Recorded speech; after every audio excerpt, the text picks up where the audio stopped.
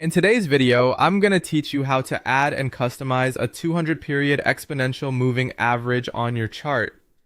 To get started, look at the top toolbar of your charting platform and click on Indicators.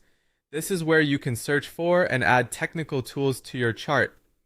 If you're using a busy layout with multiple panels and options, don't worry, just focus on the main toolbar at the top and you should find it there without much trouble. Once the Indicators window opens, type Moving Average Exponential into the search bar. As you type, the matching indicator should appear in the results. When you see it, click on it to add it directly to your chart.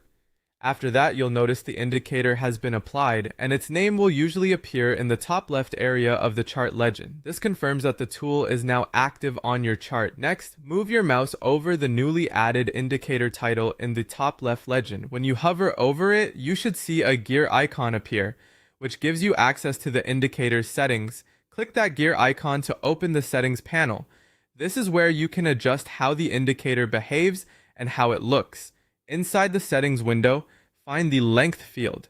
By default, it may be set to 9, which is a much shorter setting commonly used for faster price tracking. For this setup, change that value from 9 to 200. A 200 period exponential moving average is often used to help identify the broader trend of the market, so this adjustment makes the indicator more useful for long-term direction rather than short-term movement.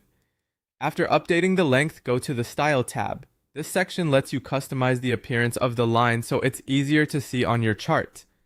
You can increase the line thickness if you want it to stand out more clearly, and you can also change the color to something that contrasts well with your chart background. This is especially helpful if you use several indicators at once and want to tell them apart quickly. Once you're happy with the settings and the visual style, click OK to apply the changes. Your chart will now display the 200 period exponential moving average with the appearance you selected. That's it, you've successfully added and customized the indicator and it's now ready to use as part of your chart analysis.